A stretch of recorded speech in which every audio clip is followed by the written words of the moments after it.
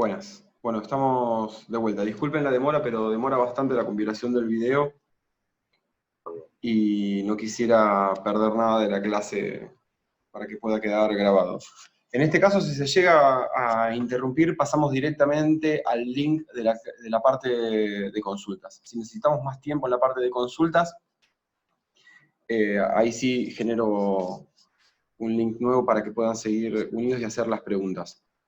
De todas formas, el uso de Zoom va a ser transitorio. A partir de esta semana voy a explorar el uso de Hangout Meets, así que van a recibir noticias al respecto y es muy probable que las clases subsiguientes vayan a ser dadas directamente en Hangout Meets en caso de que funcione. Bueno, siguiendo, que justo se cortó en el momento en que iba, convenientemente se cortó en el momento en que iba a asignarles algo de tarea. Lo que quisiera que ustedes hicieran en sus casas, como ejercicio, digamos, es hacer este mismo diagrama para el caso del nitrógeno 2. ¿Sí? Y estimen de esta manera cuál va a ser entonces el orden del enlace y cuál va a ser la composición de ese enlace en términos de enlaces de tipo sigma y enlaces de tipo pi.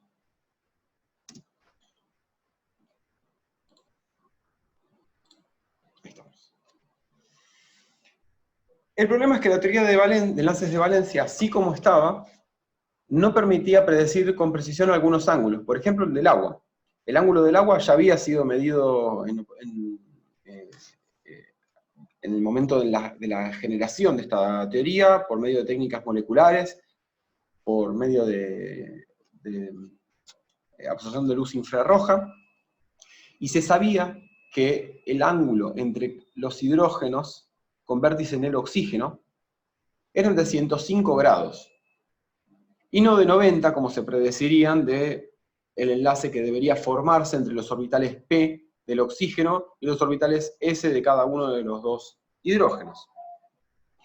Y por otro lado, tampoco permitía explicar así sola cómo se podían formar enlaces múltiples, o sea, de igual fuerza. ¿Sí? ¿Cómo podía ser que cada uno de los enlaces carbono-hidrógeno fuera igual, siendo que no todos los enlaces del hidrógeno se iban a formar con los mismos orbitales del carbono? ¿Verdad? No es lo mismo un enlace hidrógeno, perdón, del orbital 1s del hidrógeno con el 2s del carbono que con alguno de los 2p.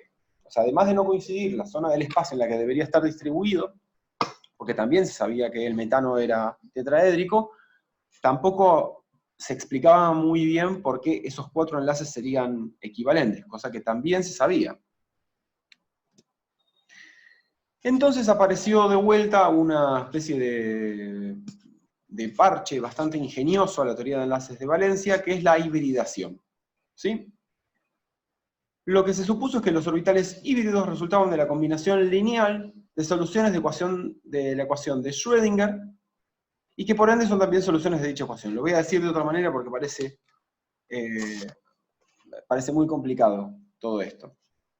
La idea es esta. Cualquier solución de una ecuación como la de Schrödinger, ¿sí? O mejor dicho, la combinación lineal de soluciones de la ecuación de Schrödinger da como resultado otra nueva solución de la ecuación de Schrödinger.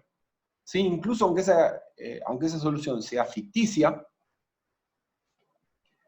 aunque no tenga exactamente una representación clara en el mundo físico, es una solución que existe. Y en este caso, una combinación inteligente de los orbitales atómicos del átomo central permitió poder resolver los dos puntos que no estaban bien explicados antes. Permitió entender por qué la distribución espacial de las zonas de alta densidad electrónica de, por ejemplo, el carbono en el metano es tetraédrica, y por qué esos cuatro enlaces son iguales.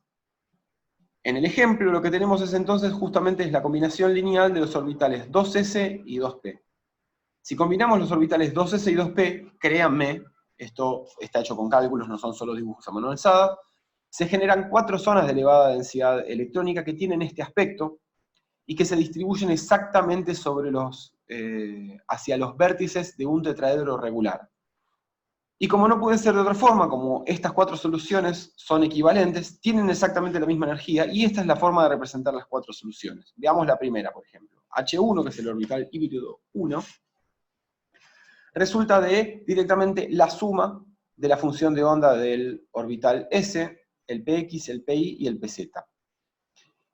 Y el H4 en este caso resulta de la suma de la función de onda del orbital S más la del orbital Px menos la del Pi y menos la del Pz.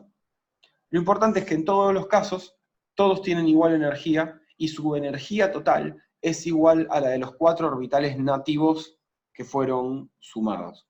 Esto es un artificio, lo es. Los orbitales híbridos no son una cosa que exista, pero permiten explicar muy bien y con elementos muy sencillos qué es lo que pasa en los átomos. Esto es lo que yo les venía resaltando respecto a la diferencia entre el modelo y la realidad. El modelo permite hacer esto, y permite explicar en parte la realidad, pero no es la realidad. De la misma manera que un mapa no es el territorio. Entonces, a partir de la teoría de enlaces de valencia se pudieron explicar un montón de cosas que antes no se podían, y ahora, por ejemplo, la molécula de etano quedaba explicada como una molécula con una distribución plana de todos sus átomos, en la cual ahora tenemos un enlace de tipo sigma por solapamiento sp2-sp2, fíjense la hibridación de estos orbitales, es del tipo sp2 y no sp3, no se las estoy explicitando, pero ustedes tienen en las filminas todos los tipos de hibridación en función de la cantidad de orbitales que se forman. sp2 implica que la hibridación se está formando por la combinación lineal del orbital S y 2 orbitales P. ¿Sí? En este caso, lo que quedan son 3 zonas quedan 3 orbitales híbridos que se distribuyen en el plano, separados por ángulos de 60 grados, y dan cuenta perfectamente de la estructura geométrica de la molécula. Y en este caso, entonces, como venía diciendo, el enlace se da por solapamiento sp2-sp2 frontal, dando un enlace sigma, solapamiento lateral del pi, que queda resultante, que queda por encima y por debajo de los 3 orbitales híbridos del plano, formando este enlace que está acá. Y por último, solapamiento tipo S, sp2 entre el 1s de cada hidrógeno y el sp2 de cada uno de los orbitales híbridos del carbono que apuntan en su dirección. Esto que está acá resume básicamente la geometría de las distintas hibridaciones. Esto es para que lo revisen ustedes, así podemos avanzar con la clase.